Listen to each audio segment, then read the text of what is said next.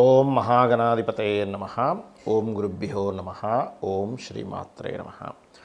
పరమేశ్వర స్వరూపమైనటువంటి జ్యోతిష, వాస్తు మరియు ఇతర అనేకమైనటువంటి శాస్త్రములను మనకు అందించినటువంటి మహర్షులకి నమస్కారం. హయగ్రీవ హయగ్రీవ హయగ్రీవేతియో వదేత్ తస్య నిస్సరతే వాణి జన్హుకన్యా ప్రవాహవత్. అరుణాం కరుణాతరంగితాక్షీం ధృతపాశాంకుశపుష్పబాణచాపాం అనిమాదిభిరావృతాం మయూకైః అహమిత్యేవ విభావయే భవానీం. శ్రీమాత్రే నమః. ప్రేక్షకులకి ఆ లలితాంబిక అమ్మవారి యొక్క అనుగ్రహం పరిపూర్ణంగా కలగాలని మనస్ఫూర్తిగా కోరుకుంటూ మనం ఈరోజు చెప్పుకోబోయేటువంటి టాపిక్ ఏమిటి అంటే శని వక్రత్యాగము. నవంబర్ 16వ తేదీ నుంచి 4.5 నెలల పాటు వక్రత్యాగంలో కుంభంలో ఉంటాడు. అంటే ఇన్ని రోజులు వక్రించున్నాడు, రెట్రోగ్రేషన్ అంటారు. అంటే ఆయనే వెనక్కి తిరగడు, గుర్తుపెట్టుకోండి. ఈ ప్లాంటరీ పొజిషన్స్ ఏవైతే ఉన్నాయో, ఈ భూమి తిరిగేటువంటి విషయం కానివ్వండి, సూర్యుడు ఉన్నటువంటి పొజిషన్ కానివ్వండి, శని ఉన్నటువంటి పొజిషన్స్ కానివ్వండి, వెనక్కి వెళ్ళినట్టుగా సర్క్యులేషన్లో అనిపిస్తుంది. అప్పుడు ఏమవుతుంది, వెనక్కి వెళ్ళినట్టుగా అనిపించినప్పుడు ఆ ఫలితాలు కూడా వెనక్కి వెళ్ళినట్టుగానే ఉంటాయి. ఇప్పుడు ఈ వక్రగతి పోయింది, స్ట్రైట్ అయ్యి ఇక్కడ కూర్చున్నాడు. ఇలా ఉన్నప్పుడు ప్రతి గ్రహము కూడా తన స్వక్షేత్రంలో స్వస్థానాల్లో ఉన్నప్పుడు ఒక్కొక్క భావము అంటే ఒక్కొక్క ఫలితం ఇస్తూ ఉంటుంది.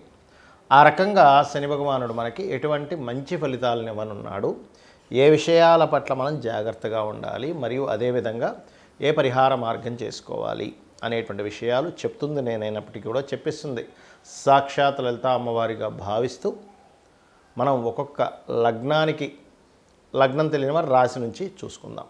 కుంభలగ్నము, కుంభం రాశి. కుంభం వారి కనుక చూసుకున్నట్లయితే శని ఇన్ని రోజులు వక్రగతిలో ఉండి ఇప్పుడు స్ట్రైట్ అయిపోయి కూర్చున్నాడు రాశిలో. సో ఎప్పుడైతే స్ట్రైట్గా కూర్చున్నాడో శని లగ్నంలో వచ్చి ఇది ఇచ్చేటువంటి రిజల్ట్ ఏమిటి అంటే, ఇక్కడ 2వ స్థానంలో రాహు. సో ఎప్పుడైతే రాహు 2లో ఉంటాడో, 6లో కుజుడు ఉన్నాడో, లగ్నంలో శని ఉన్నాడో, ఇది ఇచ్చేటువంటి రిజల్ట్ ఏమిటి అంటే ఇట్స్ వెరీ క్లియర్. ఇక్కడ ఈ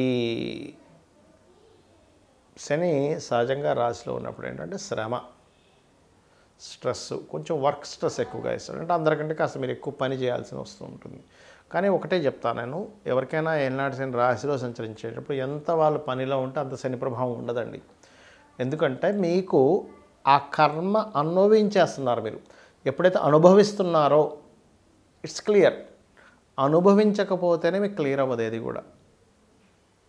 ఎలా అంటే ఇప్పుడు చూడండి, మనం ఏదో రేపొద్దున టీచర్ అయితే చెప్పింది, ఏదో సంథింగ్ హోంవర్క్ రాసుకురమ్మని వెళ్ళాము, టీచర్ చూపించాము, టీచరు రాయలేదు, మనం ఏదో తప్పు రాసాము, టీచర్ ఒక మాట అన్నది లేకపోతే దెబ్బేసింది, అయిపోయింది. అక్కడికి అయిపోయిందిగా, ఇంక మళ్ళీ అదే ఉండదు కదా.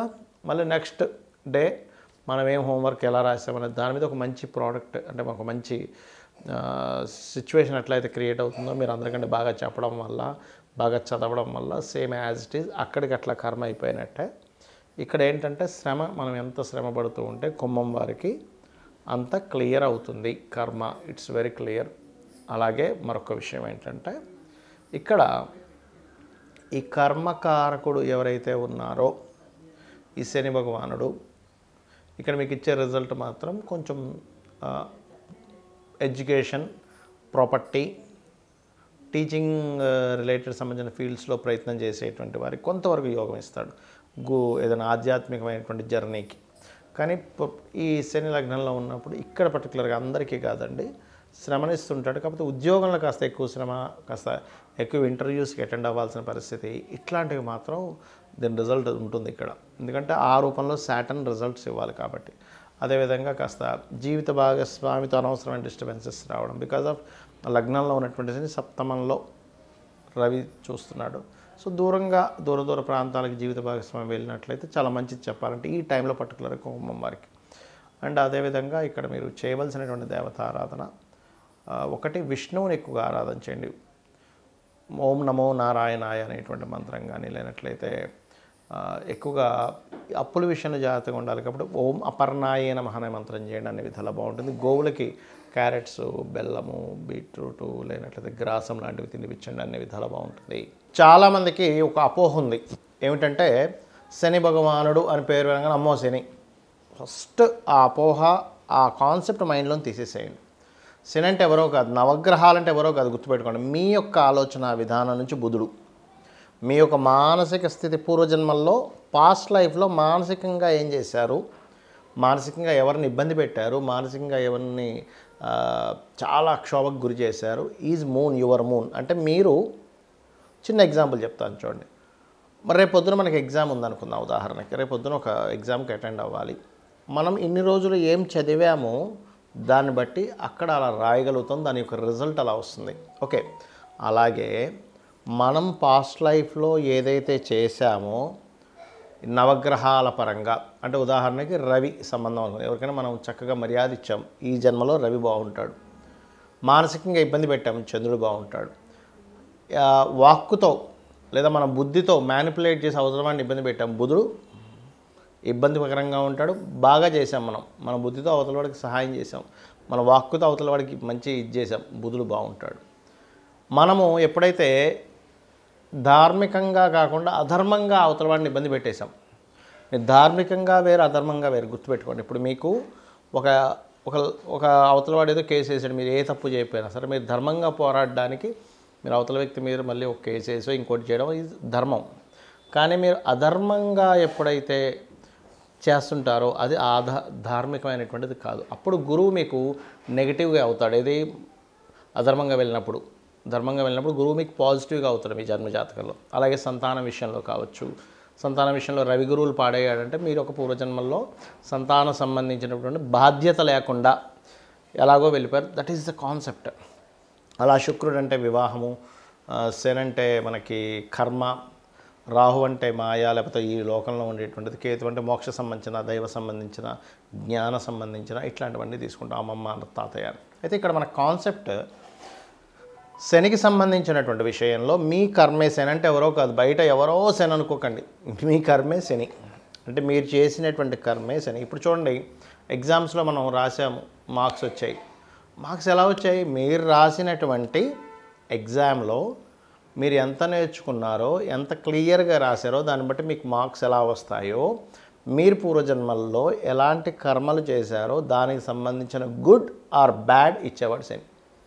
మీ కర్మనే అంటే మీరు బ్యాంకులో అకౌంట్లో డబ్బులు ఏమైనా ఉన్నాయి, మీరు అసలు మీ బ్యాంకులో ఒక 100 రూపాయలు వేసి ఉంచారు, ఒక సంవత్సరం తర్వాత వెళ్ళి అదేంటండి లక్ష లేదండి అని ఏడుస్తారు ఎవరైనా. ఏడవడగా ఎందుకు అంటే బికాజ్ మీరు వేసింది 100 అక్కడ, మీరు ఏడవడంలో అర్థం లేదు. 1,00,000 రూపాయలు చెక్ ఇచ్చాను 100 రూపాయలు ఉన్నాయంటున్నాడు ఏంటని చెప్పి బాధపడాలని అర్థం లేదు. 100 రూపాయలే మీరు ఎలా డ్రా చేసుకోగలరో పూర్వజన్మలో చేసినటువంటి కర్మ అంతే ఇస్తుంది. ఆ 100 రూపాయలు ఉన్నాయా, 1000 రూపాయలు ఉన్నాయా, 1,00,000 రూపాయలు ఉన్నాయా, కోటి ఉందా, 100 కోట్లు ఉందా, 1,00,000 కోట్లు ఉన్నాయని చెప్పేదే శని. గుర్తుపెట్టుకోండి. అది మంచి కానీ బ్యాడ్ కానీ బికాజ్ ఆఫ్ మీరు పాస్ట్ లైఫ్లో ఏం పెట్టారు బ్యాంకులో. 12 అకౌంట్స్ అండి మనకు ఉండేవి, 12 భావాలు ఉంటాయి కదా.